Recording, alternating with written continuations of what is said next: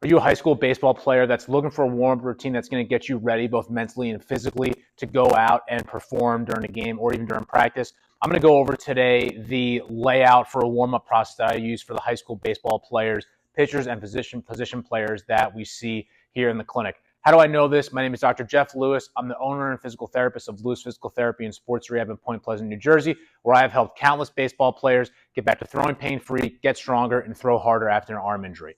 Warming up is crucial for performance and decreasing injury risk.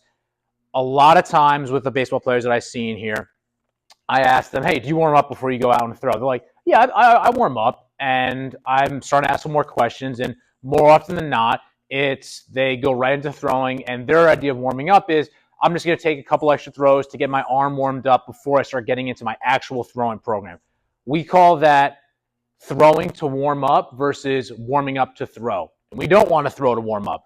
We want to make sure that you are getting warmed up to throw. So you should be having a little bit of a sweat going. Your heart rate should be up. You should be breathing a little bit before you even touch a baseball. So the other side of the warm-up is that we want to make sure that you're not doing something that is going to fatigue you. A warm-up should take you no more than 15 to 20 minutes or so. Now, if there's a couple different issues going on from an injury standpoint and the warm-up needs to be a little bit more extensive as a way to get guy's maintenance work in, it might be a little bit longer of a warm-up, but as a whole, we don't want the warm-up to be more than 15 to 20 minutes because at that point, then it becomes a worrisome factor of, is the warm-up going to be fatiguing them too much compared to just getting them ready? And this differs for a lot of guys. What I have found is that older players are typically able to sustain a longer warm-up than younger players. So in general, I like to start with some type of dynamic warm-up more than anything. And I'll start with this. I know there's a lot of people out there that say you should never static stretch before a workout, like static stretching is going to hurt your performance, this and that. I really don't have an issue with it. It's got to be to a certain degree, but if someone is really stiff and not able to get into that motion before going and throwing or doing any type of movement, even if it's lifting for that matter, we should probably be able to get them as close to that movement as possible. And that's where static stretching can be beneficial in a warm-up at times. So what I like to do is do some type of just general dynamic body prep more than anything. So you can either spin on a bike for 5 minutes, and I don't mean just sit on a bike, look at your phone while your legs are just going, like getting it moving a little bit, getting the heart rate up a little bit, getting the tissues warm. But if you don't have a bike, you can do some type of just regular, just body weight movements to start. So I like to start with a little bit of some knee pulls. And you might be walking for about 10 to 15 yards while you're doing this. Then after that, some quad pulls. You're pulling that quad, reaching up. Pull the quad, reach up. And then to get that posterior chain going, you're going to do a little bit of some hamstring sweeps. Reaching up. Reaching up. Then some hip openers, so hands behind the head, bring the hip up and over. And then I'm going to go reverse. Then I might do some leg raises. I don't want you thinking about just throwing your leg up. I want you to think about actively using that hip to pull yourself up. Then after that, I'm going to get into some lunge work. So we're going to get a lunge. We're going to get some side-to-side thoracic rotation. Then I'm going to get into a lateral lunge. So I'm going to drop down to a lateral lunge. Hand goes down, rotate up. And then I'm going to flip, do the same thing. Go into a lunge, rotate up. By that point, you should be pretty warm overall. So then we start to get into a little bit some more isolated dynamic movement. So we're going to start with some thoracic spine rotation. We want to get that spine moving because it needs to undergo rotation and extension to properly position the arm for throwing. So we're going to start on our hands and knees here. We're just going to keep that hand on the ground here, reaching up towards the ceiling. We'll probably do about 5 to 10 each side, depending on how stiff a guy is. Going back and forth.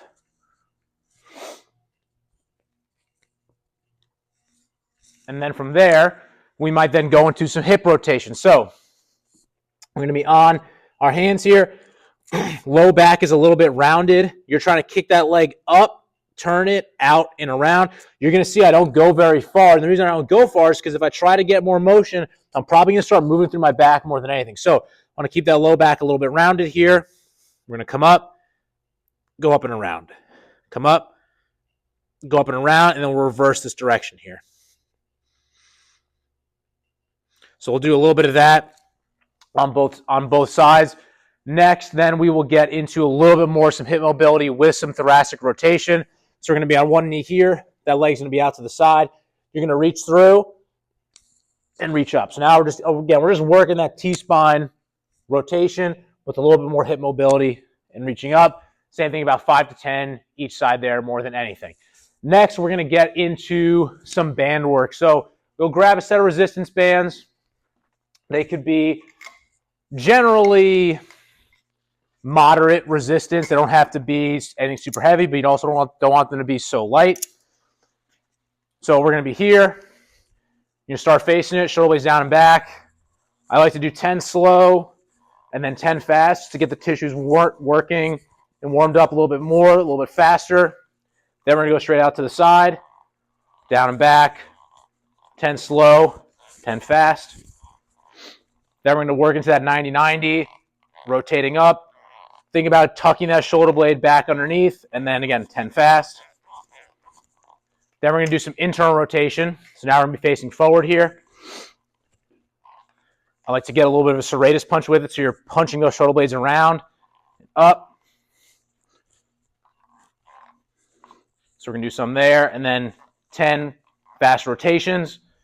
And then the last thing you can really do from a band standpoint, if you're not really warmed up like that, is a little bit of some overhead D2 pattern. So starting in a split stance here, you're going to go up and down. So engage that shoulder blade at the top, and then you can get 10 fast. So just getting a little bit more. You can get some rotation with it as well, just getting that body moving a little bit more than anything. Once you're done with your band work, then we're going to go into, actually going to hold off on the med ball. Then we're going to go into some more closed chain stability work more than anything. So at this point, we're going to do maybe some inchworms, some bear crawls, some shoulder taps. So from an inchworm standpoint, I like the inchworms because it gets a little bit of the posterior chain going as well. Starting down here, walking the hands out, walking them up. So we'll do some inchworms. Then we'll follow it up with some bear crawls. Opposite arm, opposite hand. I'm going to go forward and backward. And then I'm going to go side to side. So I'm probably going to do 8 each direction here for my bear crawls. Once I'm done with that, then I'm going to go into the plyo part of the warm-up. So this is going to be for medicine ball and plyo ball stuff.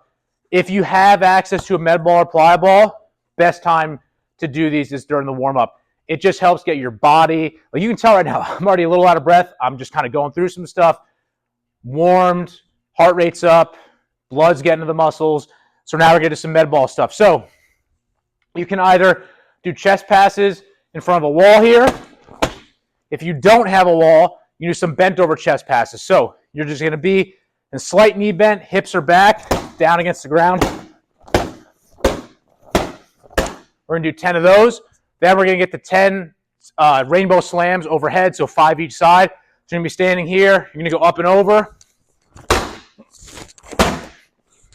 And again, I want you to focus on getting that whole rotation going up and over. It's not just here and down. I want to get that full shoulder and elbow stress in there. So you do about 10 of those. Then, right before we go out, we're going to work into some plyo ball work. This differs for every guy. Some guys like doing reverse throws beforehand. Some guys that we don't want to necessarily tax it too much. We might do some overhead dribbles, which I'm going to show here. So you're going to be up in an overhead position like so, standing in front of a wall, going up overhead for about 10 to 15 seconds, moving with that shoulder. Then you're going to be out to a Y, then a 90-90 to get you warmed up in that throwing specific position. Again, about 10 to 15 seconds each side. So that right there is pretty much the layout of a throwing warm-up that I will take pitchers, positions, players through when I am getting them back from an arm injury, and the stuff that we carry throughout the rest of their rehab when they get back to games and really for the rest of their career. And that will change, doesn't have to be the same exact warm-up for the rest of their career. There's a lot of times we change it based off the demands and the needs of the player. So if you're a high school pitcher is looking for a warm-up just so that you can help with performance on the field and decreasing injury risk, and you're not sure how to do it, go ahead and leave a question below in the comments section, or if you want more individualized help to get there quicker to achieve your goal, go ahead and text the number below and we'll get back to you as soon as possible.